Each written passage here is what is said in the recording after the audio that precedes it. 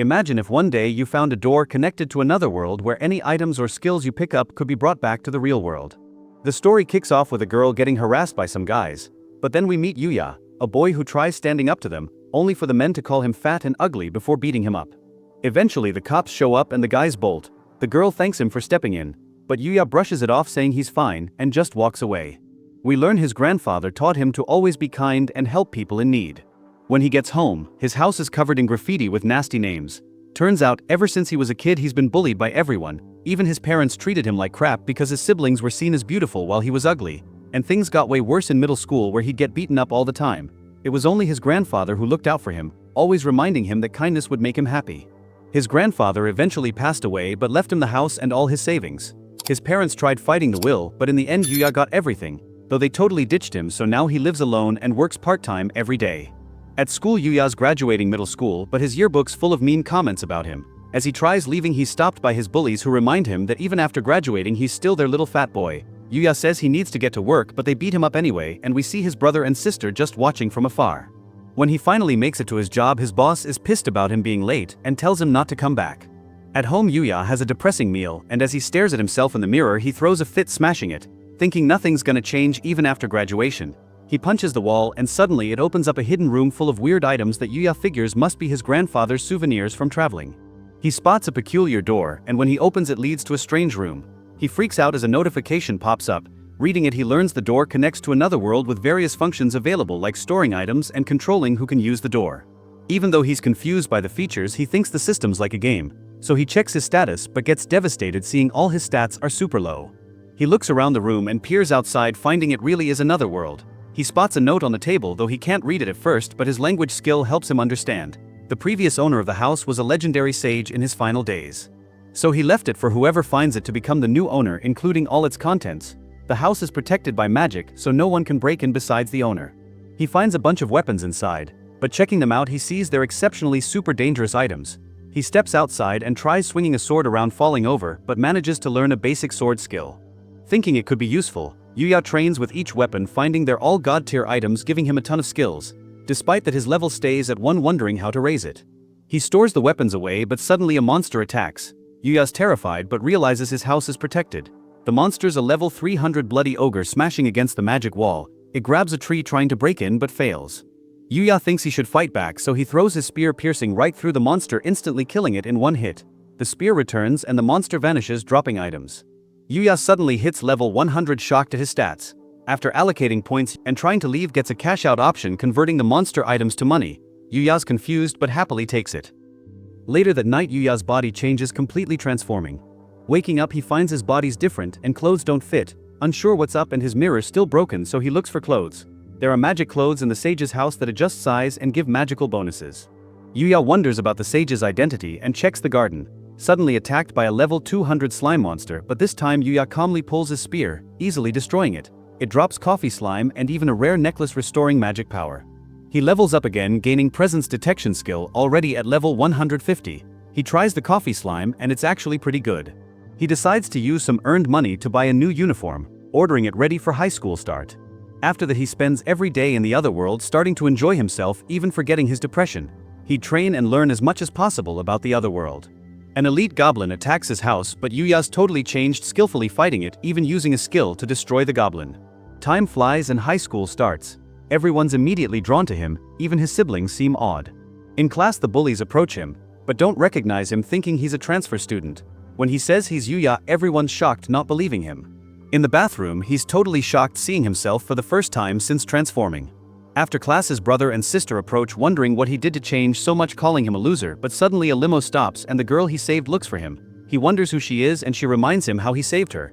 Yuya wonders how she knows his name. She admits looking into him to thank him, introducing herself as Kaori. She wonders if he'd like joining Usui Academy. Yuya recognizes it as an elite academy for the super elite. We learn Kaori's on the student council and her dad's the chairman.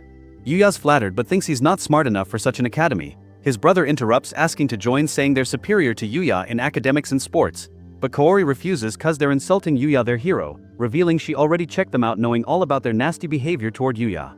She tells Yuya their academy values personality over just academics, so no problem for him enrolling. She suggests showing him the academy, as they head off while his siblings can't believe it. They arrive at the academy, a famous school full of excelling students. He meets Chairman Tsukasa thanking him for saving his daughter. Yuya says no big deal, but Kaori says he was the only one who helped. Tsukasa invites him to join, even offering paid tuition as thanks for helping his daughter, but Yuya hesitates thinking he won't fit cause only geniuses get accepted. Tsukasa says geniuses are regular people who found efficient ways to work hard using less time, but Yuya thinks they're gifted. Tsukasa tells him everyone has talents and through challenges and fun he'll discover his saying he's still young. He suggests Yuya try the school for a day. Teacher Sawada enters and Tsukasa introduces her as a renowned scientist, but her classes are popular and easy to understand. Yuya preps for first class worrying he's in over his head, but thinks things couldn't be worse than normal school. He gets called in and introduces himself, but all the students look stunned. He worries about what they think of him, though they're actually blown away by how handsome he is. He takes a seat at the back and shares a book with the girl next to him, but she's kinda cold toward him, and he worries she already hates him. Kaori wonders if Yuya will fit in with his class, and as it goes on, he actually finds the class pretty normal, except the students are way more active and engaged. During break, a bunch of students try getting to know him, asking stuff like if he's an idol and if he has a girlfriend. A student named Ryo stops them from harassing him and takes Yuya to the cafeteria for lunch. Yuya's amazed by the menu, and it's all free, so he thinks it's like a dream. They sit with another student named Shingo. They start talking about anime, and Yuya's surprised they're just like him. As he eats, he notices everyone staring at him, and he thinks it's cause he's wearing a different uniform. Shingo asks if he's in any clubs, but Yuya says he's not part of any. Ryo's also not in a club, but that's cause he's good at all kinds of sports and has trouble picking just one. Shingo reveals he's in the gaming club, and Yuya's surprised they're allowed consoles at school, but Shingo says it's fine as long as they don't play during class. As they chat about video games, Yuya gets more comfortable with them. After everything, he meets with Tsukasa and admits he had a good time, so Yuya decides he wants to join the school. As he leaves the room, he runs into Kaori, who wonders if he's joining. He tells her his decision, and she's glad he decided to stay. She invites him to hang out after school, and they check out some shops in a popular area. Yuya wonders if this is where she hangs with her friends, but she reveals she doesn't hang out much cause people seem hesitant about her family and her dad. But she says he's different and Yuya gets nervous. Sally suggests checking out the crepe shop. Looking at the prices, he's glad he's been cashing out from the other world. As they try the crepes, they both have a good time, and Yuya wants to try the other flavors, but he suddenly thinks if he eats too much he might go back to his original shape. He asks Kaori how she recognized him when he looks so different, but she says even though he's slimmer, she knew it was him cause his eyes still look the same. She offers him a bite of her crepe since he wanted to try other flavors, so he takes one but feels a bit embarrassed. She suddenly realizes how he's feeling, but he also offers her a bite. She nervously accepts taking one, and some girls watch thinking they're super cute together. Later that night, Yuya decides to head back to the other world, putting on a full set of armor before going in. He confronts the monsters, and even though he's still scared he cuts them down and sees he's leveled up to 235, but he realizes his leveling speed has slowed way down, so he thinks about leaving his house to find stronger monsters. Thinking of his time at the academy, Yuya wants a new challenge, but as he heads out his gate, he suddenly hears a scream. He pulls out his spear and rushes toward it. He finds a bunch of soldiers brutally killed. He spots a monster, and it's a level 200 goblin general. Yuya can tell it's dangerous, but he sees a girl behind it. He throws his spear, but the goblin deflects it. However, in that moment, Yuya comes crashing down with his foot, and the goblin gets defeated. He turns toward the girl, but she calls out cause there's another goblin behind him. He gets blown away and can tell it's both stronger and faster than him, but Yuya doesn't give up, thinking he has other strengths. He uses his spear to vault over the goblin and switches weapons, launching a barrage of arrows. He then switches again to his sword and splits the goblin in half. He checks on the girl, wondering about other humans in this world, but she ends up fainting, and he hears men approaching, so he uses an invisibility skill to avoid them. Knights show up looking for the girl, and we learn she's a princess named Lexia. Back at his house, Yuya thinks about the encounter, wondering if the girl was okay, but since knights appeared to help her, he figures she should be fine. Looking at his shirt, he thinks he should buy some new clothes since he's made some money from the other world. We see them all, and as Yuya walks around, people stare thinking he must be some actor or model. His shirt's enchanted to stay clean, but he thinks he should buy other clothes so he doesn't always look the same. Meanwhile, we see a director yelling at another man. The man's the manager for a model named Shoya, but Shoya hasn't shown up for their shoot. The manager gets a call from Shoya and learns he's on his way, but the director gets mad cause Shoya isn't respecting everyone's time, especially Myo, their other model who's been waiting all morning. The theme of the photo shoot is couple-focused, so it's impossible without him. The director thinks about what to do, and since everyone's waiting, he decides to look for a replacement in the mall. As Yuya shops, he's overwhelmed by the choices. He's approached by some girls, and he worries it's a sales tactic. They ask to know more about him and even offer to help shop. He doesn't want them to feel bad, so he turns them down as politely as possible. The girls are left stunned and start freaking out over him, but Yuya wonders if he handled it right. The director struggles to find a replacement but tells his assistant they can't give up. They pass by Yuya, and the director instantly thinks he's the one. Yuya gets approached, and the director explains their situation. Yuya's nervous to do it but thinks about all the people counting on him and ends up agreeing to model. He acts as the boyfriend for their shoot, taking photos in different outfits and positions. The director tells him to look sexier, but Yuya struggles with the direction. Myo tells him he's doing well for his first time, and Yuya's captured by her looks. She thanks him for saving them, but Yuya notices she's getting closer to him. The director notes Yuya's looking kinda stiff. They move to the next location, and Yuya's impressed at Myo being such a pro even though they're around the same age, so he's determined to give it his best. But Myo grabs onto him for the next shot, and he panics as she pushes up against him. The director tells her to get even closer, so she puts her arms around him and pushes up tighter, which makes Yuya even more embarrassed, and the crowd starts watching them. Meanwhile, in the other world, we see Princess Lexia thinking about how she was saved. She decides to head out, and her knight wonders where she's going. She says she's heading back to the dark forest to find the person who saved her, but her knight says it's impossible for someone to live out in that forest. But Lexia insists she was saved by someone and must thank the person who saved her. Her knight warns her of the dangers of going back, but she tells them they're all joining her this time, and they wonder who she inherited such reckless behavior from. Back at the mall, the shoot is over, and Yuya's exhausted. Myo thanks him once again, and Yuya suddenly chokes on his drink. Myo offers him her handkerchief, but Yuya worries because he's sweaty, and he can't use his sleeve either since the clothes aren't his. Yuya thinks about his modeling experience and figures Myo's amazing at it, but Myo says she's just gotten used to it, mentioning how she used to make lots of mistakes when she was still new. He thinks about his first time wearing such fashionable clothes because he never had the chance in his past. He wonders why she started modeling, and she says she just wanted to be noticed because her parents were always too busy to spend time with her. And then after she started getting some fans, she continued because she had people cheering her along, and she liked that she could bring happiness to the people that saw her. She tells him he can do it too, saying he should take it at his own pace, and reminds him to just enjoy all the moments along the way. As they chat, the director takes a bunch of candid pictures of them, but at that moment Shoya suddenly shows up, and the crowd gets excited to see him. He approaches Myo, saying they can get on with their shoot. He pushes her up against the wall, wanting to ask her out for drinks, but Yuya can see she's uncomfortable.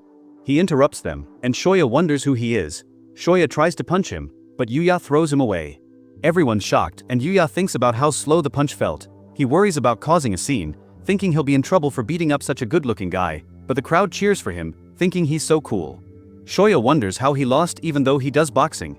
The director tells him to leave because they caught everything in 4K. Shoya runs off, and Myo thanks him for his help, revealing that Shoya has been following her around, and she didn't know what to do about it. But the director says that Shoya's behavior has always been bad, and with this he's unlikely to work again. He wonders if Yuya's interested in doing more modeling. Yuya thanks him for giving him the opportunity to work with so many professionals, but he thinks he isn't good enough to do the job properly, so he ultimately turns them down.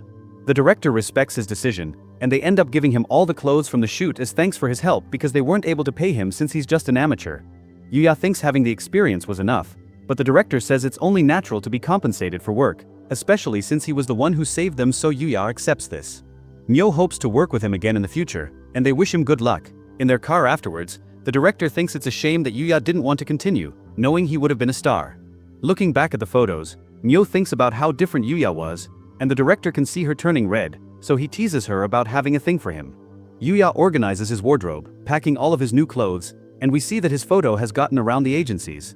They wonder who he could be, and we see a woman who's desperate to sign him, ordering her associate to find him before any other agencies get to him. Seeing how he was able to stand up next to Myo when he's just an amateur, she's determined not to let him get away. Meanwhile, in the other world, we see Lexia's knights fighting against some goblins. The knights are struggling, and there's suddenly a goblin that appears behind her, but the goblin gets defeated as Yuya makes his appearance. They're shocked to see him, and Yuya effortlessly slays the goblins. Lexia is glad to see he's real, and Yuya finishes off the goblins. He treats one of the knights, and Lexia approaches him, saying she came to the dark forest because she had something to tell him. Yuya wonders what she wants, and she suddenly asks if he'll marry her, causing them all to be shocked. Her knight wonders what she's thinking, reminding her of her position as a princess, saying they know nothing about Yuya, but Lexia insists it's love at first sight. The two start arguing, but Yuya interrupts, saying it's dangerous in the forest, so he invites them back to his house, which is a surprise for them to learn he actually lives in the forest. They're amazed to see his house, and the knight introduces himself as Owen, the captain of the Arzelian Knights, and he introduces Lexia as the first princess of Arzelia, mentioning that she's second in line for the throne. She thanks him for saving them once again, and Yuya starts to worry about his behavior after learning she's a princess, but they tell him not to worry since it's not an official visit, and he's their savior. Yuya introduces himself, but they find his name strange and think he could be from another country. Lexia fantasizes about him being royalty from another country, but Owen worries about other possibilities. Owen reveals that they were there to look for him because the first time he saved Lexia she didn't get the chance to thank him. She says she's been thinking about him ever since that day, saying that it's the first time she's ever felt that way, and she asks him to marry her once again. Yuya's overwhelmed and thinks the proposal is just too sudden, making the princess think that love can't be so simple, thinking about every romance novel she's read. Love needs to come with obstacles, and it would be boring if things went so smoothly, so she asks to start out as his friend. Yuya gets nervous, thinking about his past experiences, but agrees to be her friend. Owen mentions there's one other reason they're there, and that's the king would like him to visit the royal palace so that he can also offer his gratitude in person. Yuya's hesitant, but Owen says it's a royal command, and he can't leave until Yuya agrees, so Yuya has no choice but to accept the invitation. Owen mentions that it'll take about 5 days including travel, but Yuya thinks it would interrupt starting at his new school, so he asks to delay the meeting, but Owen says that they're happy to wait for him whenever he decides to go. They take their leave, and Lexia tells him to prepare himself because she plans to win his heart the next time they meet. Somewhere in the royal capital, we see a man reporting about their failed attempt on Lexia's life.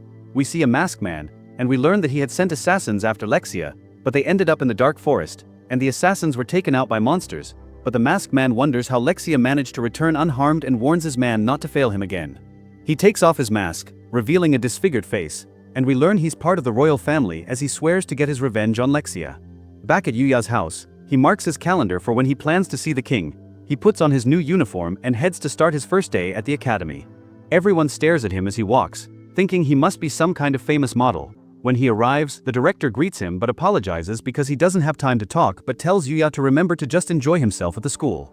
Yuya gets introduced to the class as an official student, and we see Ryo and Shingo who are happy to see him. We cut to a soccer game, and we meet a student named Roy. He scores a goal and all the girls cheer for him. Yuya watches from the sidelines, impressed at his skill, and he's approached by a girl named Kaid. She wonders why he doesn't join the game, but Yuya says he doesn't have his gym clothes yet. We see Roy as he goes up against the opposing team himself, but he tricks them, passing the ball to his teammate Akira. Akira rushes at the goal, preparing to use his special move, but he messes up and kicks it straight at Kaid. However, Yuya manages to stop it and even scores a goal in the process. Everyone's shocked, wondering how he moves so quickly. He checks to see if Kaid's okay, but she's left stunned by his rescue. Akira comes rushing over to apologize, swearing to become her servant, but Kaid says she will be fine and turns him down. Ryo vouches for Akira, saying he's just a bit quirky, and Akira thanks him for saving both of them. Later on, we see Kaori as she goes to get changed for gym class. All the girls are talking about Yuya, thinking he's like a prince. Kaid tells her about everything that happened, and the girls think he must have a girlfriend since he's so cool, but Kaori and Kaid both insist that nothing's been confirmed. During his next class, Yuya waves to Kaori who's down on the field, but suddenly some delinquents come bursting in on motorbikes. They surround the girls, swinging their bats, and all the students check out the commotion. They recognize the group as the Red Ogres, the most dangerous delinquent group in the area. Yuya recognizes them and sees his siblings with the group. Kaori wonders what they're doing at their school, and Yuya's brother Yota points her out as the director's daughter. Kaori recognizes the two of them, and they say they're there to get back at her for looking down on them and accepting Yuya into the academy.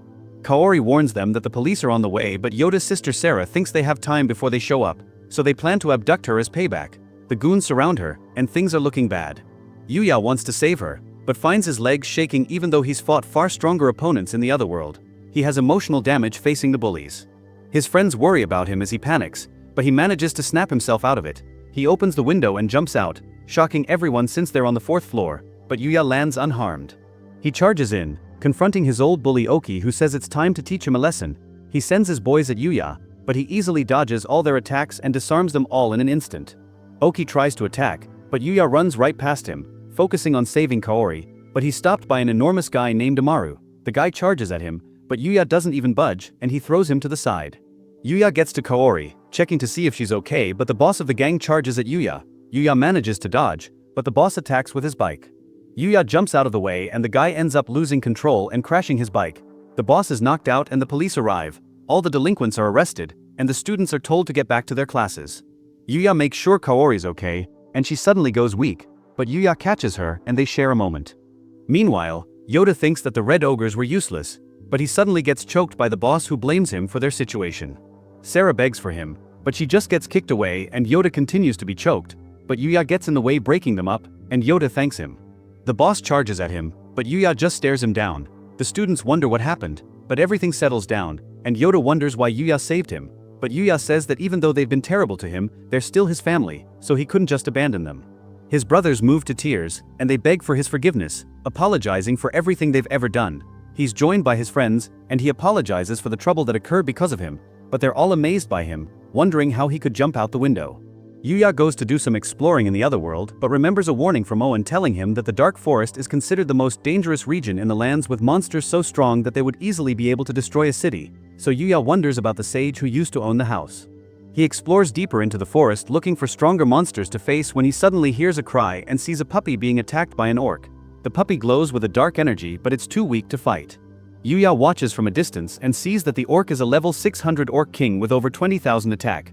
Yuya thinks he doesn't stand a chance, so he gives up on saving it, but the orc continues beating the dog, stomping on its body. Yuya can't bring himself to just leave it, thinking about what his grandfather would do, so he decides to help, thinking he might be able to just distract the orc. He charges at it but actually takes it out with a single shot, and he starts to get embarrassed after taking so long to work up the courage only to have things end so easily, but he thinks back to the ogre he defeated when he was still at level 1. He checks on the dog but it growls at him. He offers it a potion but it ends up passing out. He quickly treats the dog, and it starts to take a liking to him. He tries talking to it, and he learns that it's all alone with nowhere to go, so he offers to take it in. The dog happily agrees, and Yuya suddenly gets the taming skill, making the dog his new companion. He checks out its stats and finds that it's actually a level 500 black Fenrir, and he is impressed by its stats. He thinks about giving it a name, and looking at its black fur, he decides to call it Knight, who happily jumps onto him. They head back to his house and he checks out the items dropped by the Orc King. There's an S-rank magic stone and the sword and armor used by the Orc King, but the gear can't be used by humans, but it's possible for them to be reforged. There's also a rare brush which has the ability to stimulate hair growth, but he uses it to brush Knight. He checks out his own stats and finds he is still at level 235. He finds it strange he didn't level up even after defeating a level 600 monster, but he thinks he will work out the leveling system eventually. Back in the real world, he leaves Knight in his house as he goes to school. He asks his friends if there are any pet shops around, revealing that he just adopted a dog. Kai gets excited hearing this, asking to see pictures, but Yuya gets nervous with her getting so close. She apologizes, and Yuya says he doesn't have any pictures because he doesn't even have a smartphone. His friends find him a bit weird for this, but he just says he never really needed one. They tell him about the nearby pet shop, but they say they aren't free to go with him after school, but Kai offers to take him. Yuya thanks her for helping, but she starts thinking it could be like a date, but she tells him not to worry about it. When he gets home, Knight rushes to him, and Yuya shows him the different items that Kaid helped him pick out from the shop. He gives Knight his new collar, and he decides they should go for a walk. They go to the park, but everyone stares at him thinking he looks so cool and that Knight is so cute. He ends up running into Kaori, and he introduces Knight to her. She starts petting him and finds him adorable while the onlookers think they are a perfect couple. Kaori asks him about Knight's breed, but he pretends he doesn't know since he can't say it's a Fenrir, but Kaori can tell he is super smart and happy that Yuya adopted him. A girl calls out to Yuya, and it turns out to be Myo, the model he worked with. It turns out she also lives around the area and comes to the park to walk. Yuya introduces the girls, and the people are amazed to see him with another beautiful girl. They start to draw even more attention as people start to recognize Myo not wanting to cause a scene. Myo decides to leave but looks forward to running into him again. After she leaves, Kaori wonders if Myo is his girlfriend, but Yuya is shocked, saying that he has only met her once before and that she would be too good for him, but Kaori doesn't agree with him. A woman suddenly screams as a man runs away with her purse, and Yuya tells Knight to go after the man. They check up on the old lady, and Knight soon returns dragging the man back. Yuya tells Kaori to call the police, but the man gets free, charging at Kaori to stop her, but Yuya gets in the way, easily disarming and restraining him. The crowd cheers for him thinking he is so cool, and Kaori thanks him for saving her once again. They hand the man over to the police, and Yuya heads home. Yuya continues exploring deeper into the dark forest together with Knight. They encounter countless monsters. They come across another Orc King, but this time Knight shows off his skills, biting its neck and taking it out all by himself. As they continue, they come across a crystal deer which is at level 630.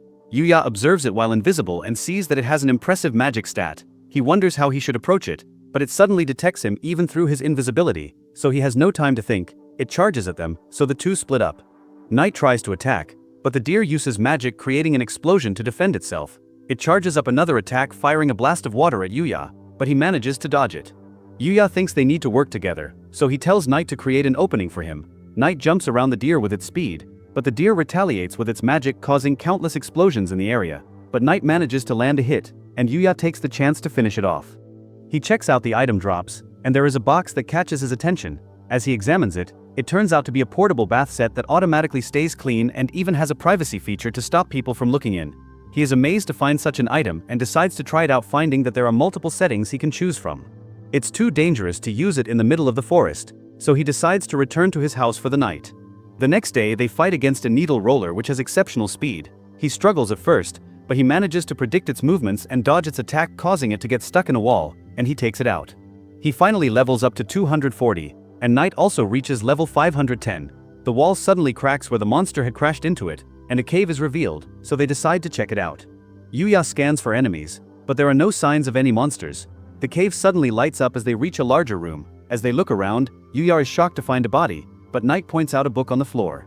Yuya checks it out, and it turns out to be the Book of the Sage. As Yuya reads the book, he learns that the sage was able to do everything, mastering every kind of skill and becoming as powerful as a god. The gods even ask him to join them, but he declined their invitation. The book starts talking to Yuya, warning him that as he gets stronger the people around him will begin to fear him. Yuya wonders how he can prevent that from happening, and he suddenly hears the voice of the sage telling him to find people he can trust.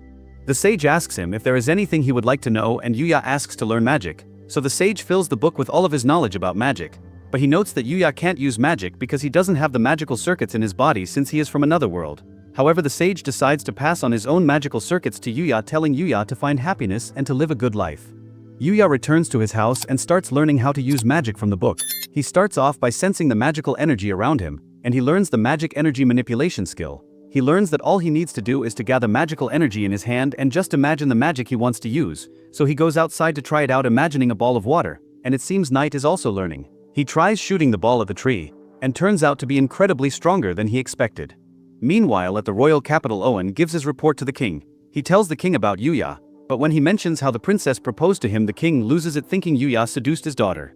Back at the school, Yuya daydreams, thinking about the sage's book warning him about using magic because the techniques he is learning are not commonly known even in the other world.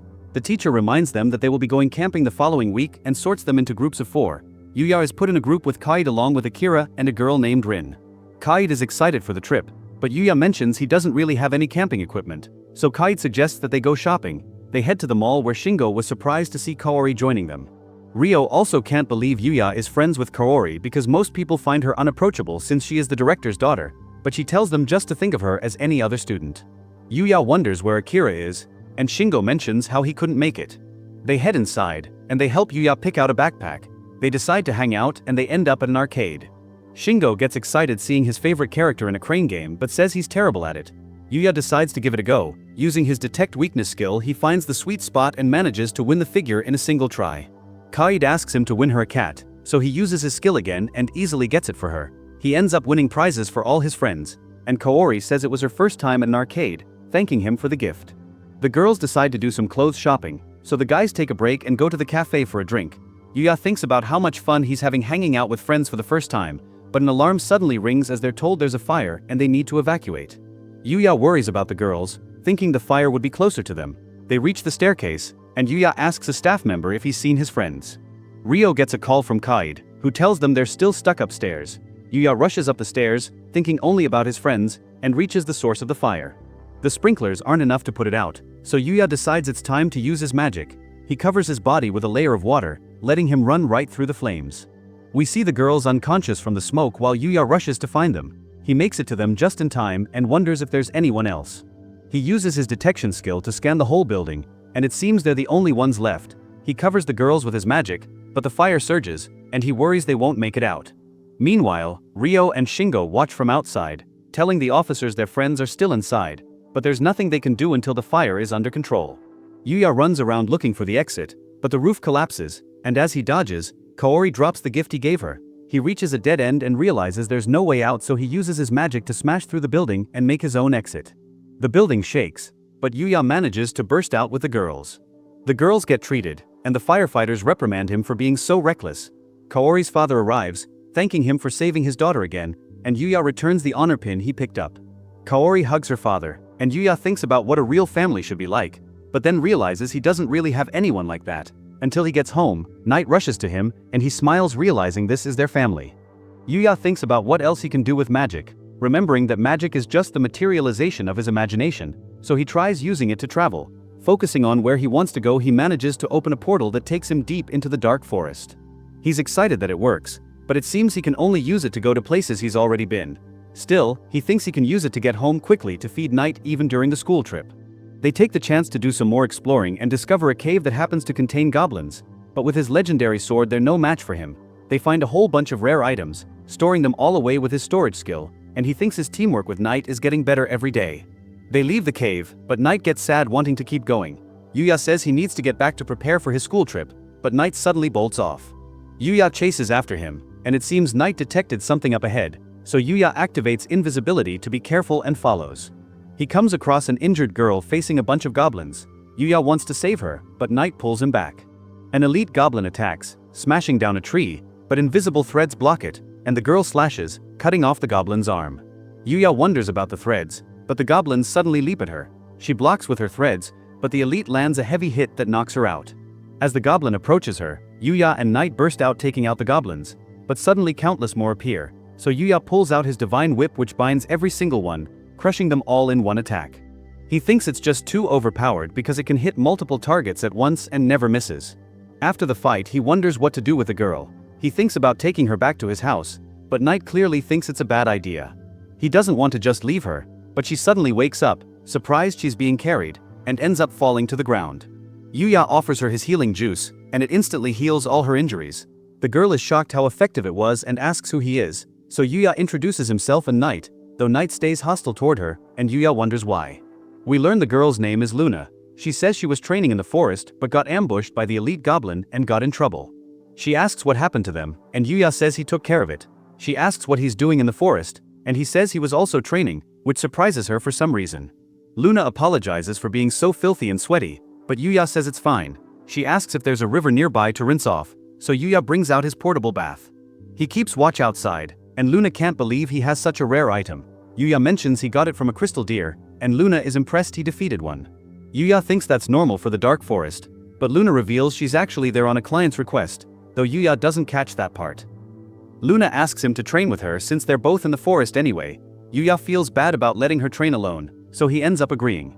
After that we see them training together. Yuya helps her practice, and she teaches him too. Both get noticeably stronger, and we see Luna take out an elite goblin with her threads. Yuya compliments her, but she says she still has a long way to go because she needs to get even stronger to complete her mission. Yuya says he has to leave, trying to explain about his school trip, but it doesn't really make sense to her, so he just apologizes. She thanks him for all his help.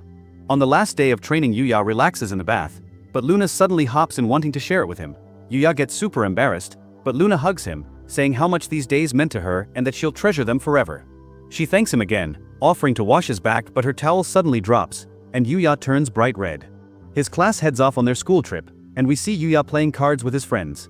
Kaid thinks he looks tired, and Yuya admits he didn't sleep much last night. Yuya wins the game again, and they can't believe he just won 5 times in a row, but Yuya thinks it should just be luck. Then remembers he dumped a ton of points into the luck stat and figures that incident with Luna might have been because of it too. Yuya is woken up as they arrive at their destination.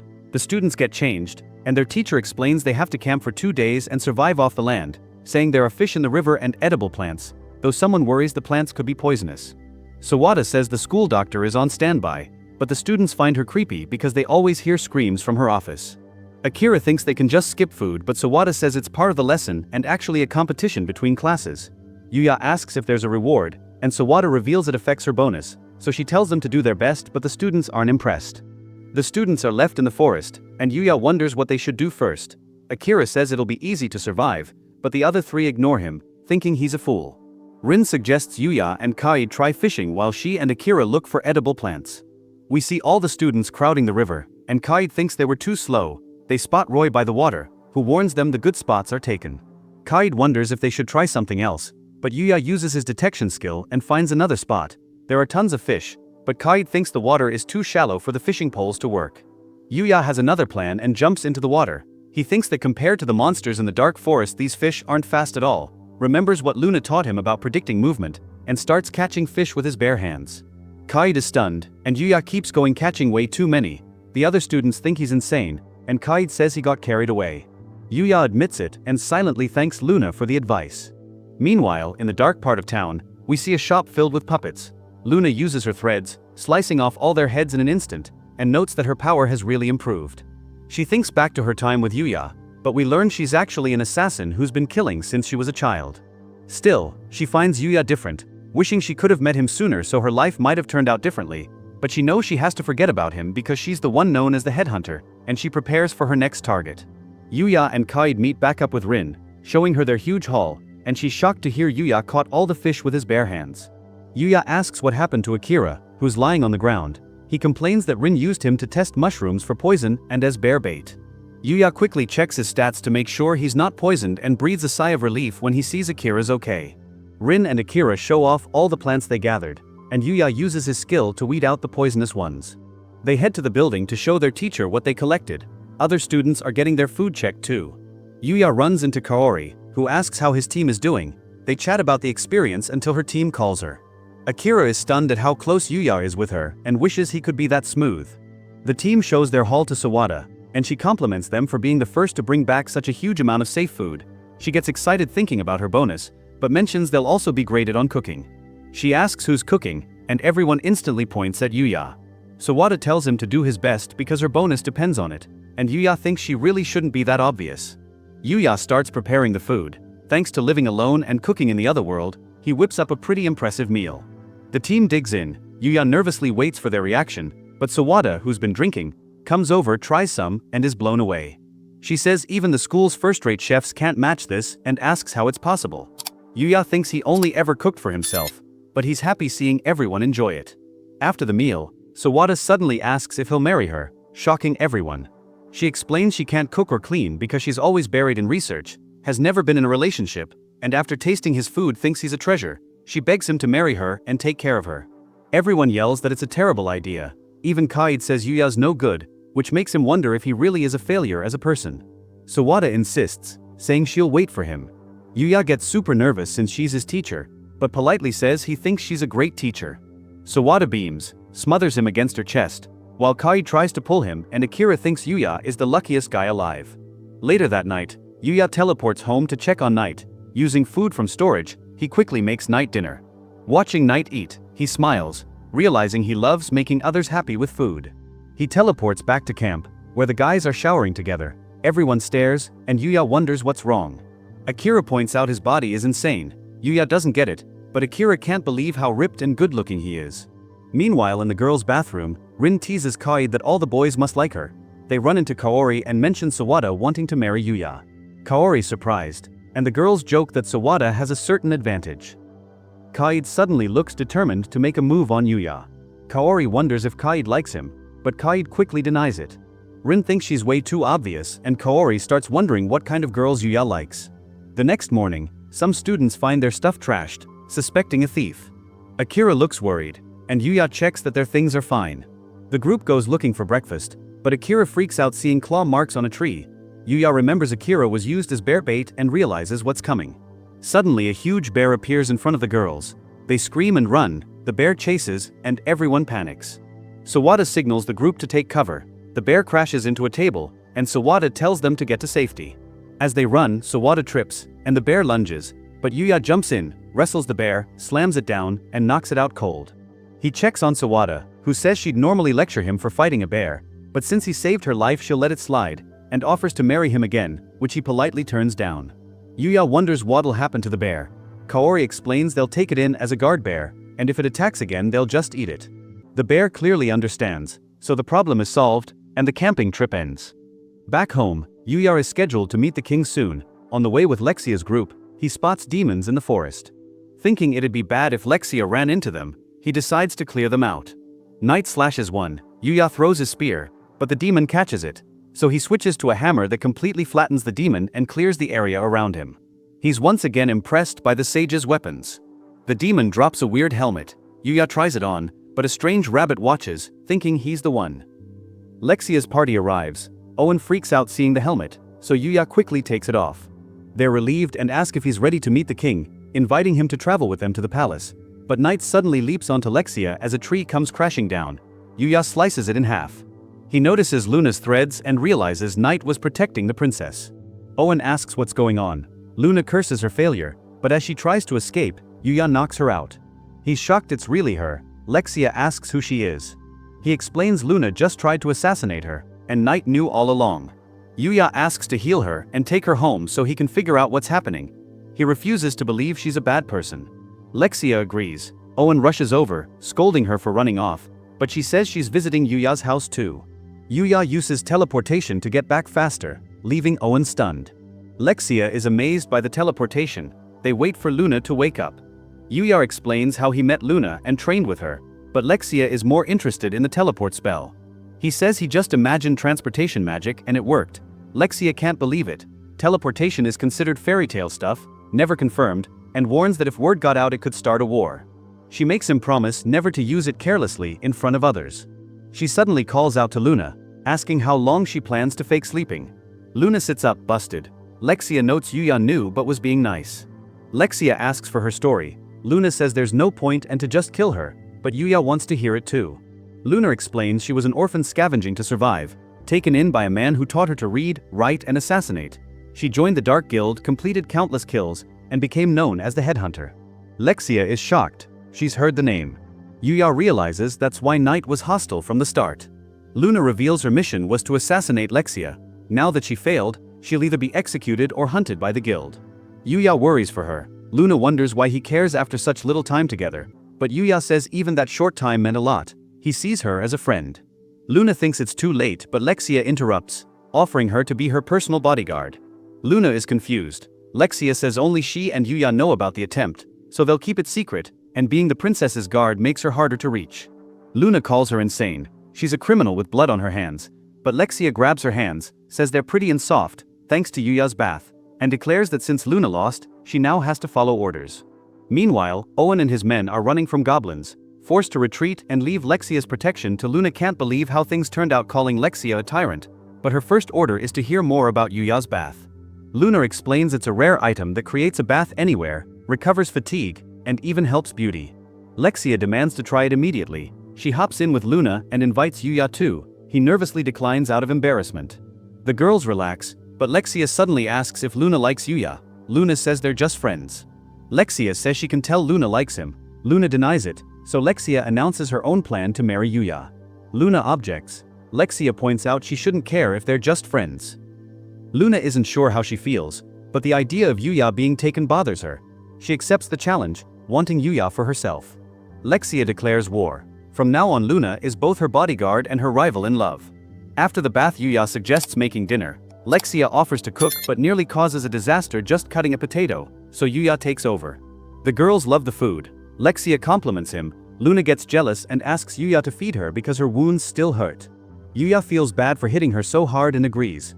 Luna smirks at Lexia, who immediately gets jealous and demands to be fed too, using princess authority. At night the girls sleep together. Yuya is exhausted but thinks it was actually a good day.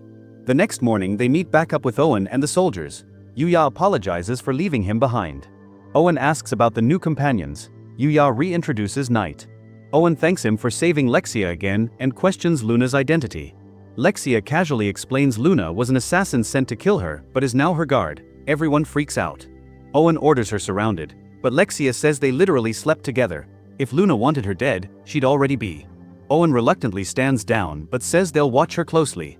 Yuya suddenly says he can't go to the palace anymore, and he has to get back to school. Owen tells him to visit whenever he can. Just follow the road to a village for directions to the capital. Lexia promises Yuya that she will return soon. But Luna suddenly runs back, kisses Yuya on the cheek, and thanks him for everything. Lexia is devastated, demanding to go back so she can kiss him too, but Owen pretends not to hear and marches on. Yuya thinks about the kiss, wondering if Luna actually likes him, but he pushes the thought away and takes a long bath to relax. Suddenly he notices a strange little creature has snuck in. A notification pops up saying he just tamed it. The creature looks confused but quickly accepts it. Yuya checks its stats. His appraisal skill has leveled up, letting him see its skills too.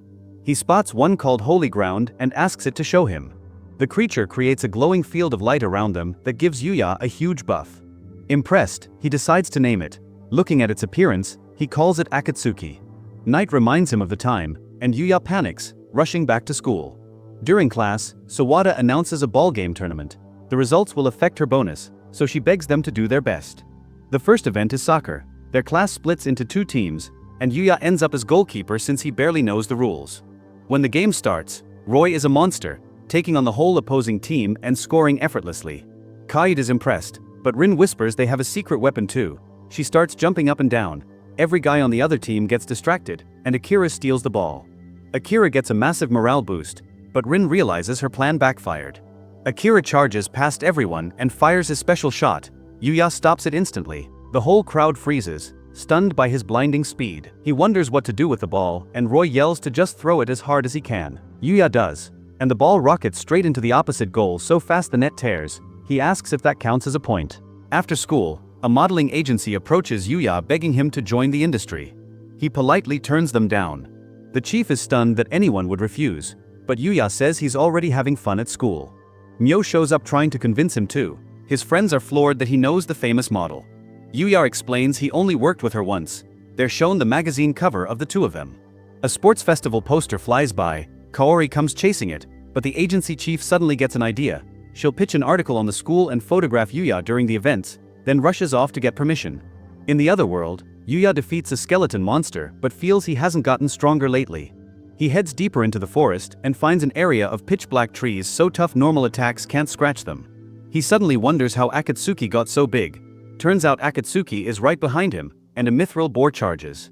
Yuya tries to heal, but the boar hits again. Thinking he's in real trouble, the boar charges once more, only to get blasted away by a tiny rabbit that appears out of nowhere. The rabbit introduces himself as Usagi and speaks perfectly. The boar gets up, but Usagi obliterates it and half the forest in one kick. Yuya checks his stats and nearly faints. Insanely high numbers and tons of titles. He thanks him for the save. Usagi asks to see Yuya's kick. Yuya shows a basic one. Usagi nods, sees potential, then demonstrates his own, blowing a tunnel straight through dozens of black trees. Training starts immediately. After a while, Yuya finally shatters one tree. Yuya asks why he's being trained. Usagi reveals he wants Yuya as his successor. He explains he's a divine, a title given to those who master a field, in his case, the divine kicker. Their duty is to protect the world from the vile manifestations of humanity's negative aspects. Yuya asks if he has a choice. Usagi says he can refuse, but the fight against the vile is coming either way and they need strong allies. Yuya doesn't want to become a divine, but he thinks of protecting Night and Akatsuki and agrees to train. Usagi also wants to learn magic in exchange. Yuya's barrier impressed him, though Yuya thinks that was just the sage's doing. They strike a deal. We see Yuya chased by a king mithril boar. Usagi calls it a perfect rematch. Yuya struggles at first but combines his new kicks with the divine whip and finally takes it down. He celebrates. It drops several SS rank items. Usagi explains there are SSS and EX rank monsters, and the Vile are legendary ranks, far stronger. Suddenly Yuya gets an evolution notification and starts glowing. His appearance doesn't change, but he gains a bunch of new skills. The next morning is the table tennis event. The agency chief begs him to put on a show. His opponent is the national champion Sniper. The serve is lightning fast, even Yuya barely reacts, but compared to the mithril boar it feels slow. He returns it so hard the ball punches a hole through the table. He immediately forfeits so no one gets hurt. The photographers complain he moved too fast to capture. Kai drags him to volleyball because someone got injured. The second the ball is served, it explodes on impact and the net disintegrates. The opposing team surrenders instantly. The photographers missed it again. They were staring at something else, and Kaid comforts Yuya. A win is a win. They suddenly hear a scream. Kaori's teammate is being carried away on a stretcher. Someone warns Yuya to watch out for Kaori's serve. He takes the injured player's spot. Kaori serves. It barely misses him and lands out. She serves again, this time hurling her racket. Yuya realizes she's the one who took out her own teammate. Knowing this, he dominates the match, returning every wild shot perfectly. Kaori tries to help but throws another racket and almost falls. Yuya catches her. The chief finally gets the perfect photo. After everything, Kaori walks home with Yuya, thanking him and offering to treat him to food. Yuya says just being with her is enough, so she suddenly kisses him on the cheek. Meanwhile, Usagi fights one of the Vile, a girl who's shocked he can use magic. He thanks Yuya for teaching him. She reassesses. Yuya is now the bigger threat, so she retreats to deal with him first. The agency chief looks over the next issue, full of Yuya photos, and grins, predicting massive sales. Her assistant worries other agencies will swarm him. The chief smirks. She already has a plan to lock him in. Yuya and Kaori are studying together. He thanks her for math help. She says it's nothing since he's teaching her English, secretly thanks to his language skill. Flashback. They started studying because finals are coming. Kaori was surprised there's something Yuya isn't good at and offered to help. She meets Akatsuki for the first time and finds both pets adorable. She asks to use the bathroom. When she's gone, Yuya wonders if she'll find it. Kaori ends up in front of the otherworld door. Yuya rushes after her and she says she felt called by it. Nervous, he explains it leads to another world and lets her try touching it. Her hand is blocked by the barrier. He explains only people he allows can pass. Kaori asks what the other world is like. Yuya shows her magic. He explains everything, skills, leveling, the appearance change, and admits he feels like he cheated his way into being accepted. Kaori changes the subject, begging to see the world someday. He pinky swears and asks her to keep his secret. She feels they now share something special and blushes. In the capital, Lexia returns to the palace. The king asks why Yuya isn't with them. Owen explains the change of plans and mentions Luna. Luna immediately confesses she tried to assassinate Lexia. The king draws his sword and lunges. She stops his arms instead of the blade. He acknowledges her skill. Lexia explodes at her father, saying she'll hate him if he hurts Luna. Devastated, the king officially recognizes Luna as Lexia's guard. The king asks more about Luna, the headhunter from the Dark Guild. Owen explains Yuya caught her and took both girls to his house overnight. The king loses it, thinking Yuya defiled his daughter. Owen insists nothing happened, but the king rages that he wasn't there to see. We see the masked man, first Prince Rieger. His subordinate reports the assassination failed because of Yuya and that Luna now guards Lexia. He also mentions Yuya was invited to the palace. Rieger smiles. He hands over a secret magic ceiling barrier that disables all magic in its area, planning to frame Yuya when he visits. Yuya gets an extra day off after the competition and prepares for the capital. He farms a sheep monster that drops a rare betting set guaranteeing perfect sleep. He heads to the nearest town, amazed to see catgirls, and visits the guild to trade. He has no local money. The master finds his name strange and assumes he's nobility from his looks. Yuya insists he's ordinary. The master nearly faints when Yuya opens his infinite item box and pulls out regular supermarket peppers, the highest quality he's ever seen. He offers 100 gold. Yuya has no idea if that's a lot. The master explains an average family lives on 5 gold a year, so 100 gold is 20 years worth. He also gives Yuya a guild ID card and directions to the capital stagecoach. In the capital, Yuya is overwhelmed by the crowds. Akatsuki points at the massive palace. Yuya gulps, feeling out of place. Owen greets him and says they're going straight to the king. Yuya panics, but Owen says it's just an informal audience. Lexia and Luna wait inside. Yuya bows deeply. The king instantly brings up the marriage proposal and starts raging, thinking Yuya seduced his daughter. Owen barely calms him. The king grumbles that Yuya brought no gift, so Yuya quickly pulls out the luxury betting set. Lexia blushes, but the king explodes. It's traditional betting given only when proposing marriage. The king raises his sword. Just then assassins burst in. The king orders arrows, but the magic ceiling barrier activates. All magic and enchanted weapons fail. Yuya and Knight take out the assassins easily. Lexia hugs him. Luna jealously yanks her off while the king glares harder, and Owen finds Rieger's emblem on an assassin, proof the prince orchestrated everything. The king isolates himself in grief. Owen asks Yuya to keep Lexia safe. Yuya finds her. She suggests sneaking out to explore the capital since it's his first time. Luna reminds her of the danger, but Lexia argues another attack would expose Rieger's location. Luna offers to escort Yuya alone. Both girls fight over him. They end up both going while Owen sighs in the background. Lexia wants to show him jewelers. Luna has other ideas. They bicker and drag him around, causing a huge scene. People whisper that Yuya must be high nobility to have two beauties fighting over him. Yuya's interested in the Adventurers Guild. He mentions he registered with the Merchant Guild on the way. Luna convinces him to register as an adventurer too. It'll make selling monster parts easier. Lexia hates the idea of them questing together, so Luna suggests she register too. Yuya only lists wind, fire, and water magic to avoid standing out. Then comes the magic power test with a crystal ball. Luna glows yellow. She says she's never been good with magic, and Yuya's turn and the ball explodes. Emilia tries a second ball. Same result, and everyone stares. She checks his application and nearly faints. He can use 3 elements? That's fairy tale level. Lexia beams. Yuya is relieved he didn't list everything. The machine spits out F-rank guild cards. Emilia explains they can rank up at their own pace but warns not to overharvest plants.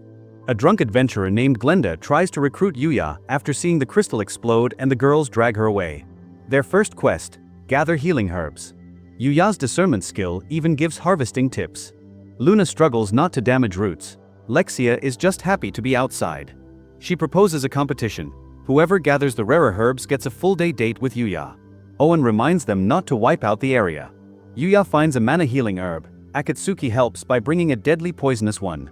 The girls return. Suddenly Owen rushes in. They've located Prince Rieger and need Yuya's help. The girls head back while Yuya and Owen ride out.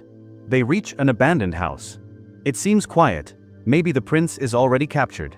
They enter. A knife instantly flies, pinning a soldier. Rieger holds another guard at sword point. Owen surrounds him and orders surrender. Rieger laughs. He'll kill himself, he's worthless anyway. Yuya dashes in and disarms him gently when Rieger collapses in despair. Just as they prepare to take him away, the house explodes open. The vile girl from before appears.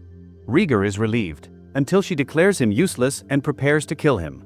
He realizes he was just a pawn to start wars. Owen tries to save him but gets pinned by arrows. The girl bombards them with countless arrows, predicting every move. She announces her goal, which is wipe out humanity, so she prepares a finishing blast. Yuya blows all arrows away with wind magic, and she recognizes him as the bigger threat and retreats, saying she's used too much power today. Rieger is brought before the king. His mask and clothes are removed, revealing a body covered in horrible scars. Lexia looks away in guilt. She lost control of her magic as a child and scarred him. The magical overload drove him mad with destructive urges. The only relief was self-harm. He blames the king for isolating him and treating him as dead, so Rieger begs for death. Yuya suddenly offers his healing juice. Rieger resists at first, but the scars vanish completely and everyone is stunned. The king thanks Yuya for using a legendary cure-all herb. Yuya casually says he grows it in his garden. Rieger laughs. He's healed but still faces execution. Lexia asks what crimes. Attempted murder on her life. She pardons him since it was against her. The king says he also attacked the king. Lexia insists he forgive too. Lexia and Luna both propose marriage as reward. The king instead grants Yuya the title Lord Knight, land, and a mansion. Yuya collapses into bed and instantly falls asleep, but dreams of fighting the mysterious girl and losing badly. He wakes up drenched in sweat at school the next day. Friends invite him to hang out. He blows past them and even past Kaori, sprinting home. All he can think about is getting stronger, so he dives into the other world and trains like a madman, and Knight suddenly alerts. Arrows rain down. The girl appears declaring revenge and that Yuya is in her way. Meanwhile, Kaori visits Yuya's empty house to study. The door was open, so she lets herself in. She ends up in the other world looking for him and hears explosions in the distance. Yuya lands a kick with Knight's help. The girl is knocked back, impressed. He's growing too fast and must die now. She spots Kaori in the distance and Kaori screams. Yuya shields her. An explosion engulfs them. The girl prepares her strongest shot. Usagi appears, blocking it with his own body. He apologizes for being late. He investigated and learned her name is Yuri, disciple of the divine archer. Her master was killed protecting humans who later betrayed him.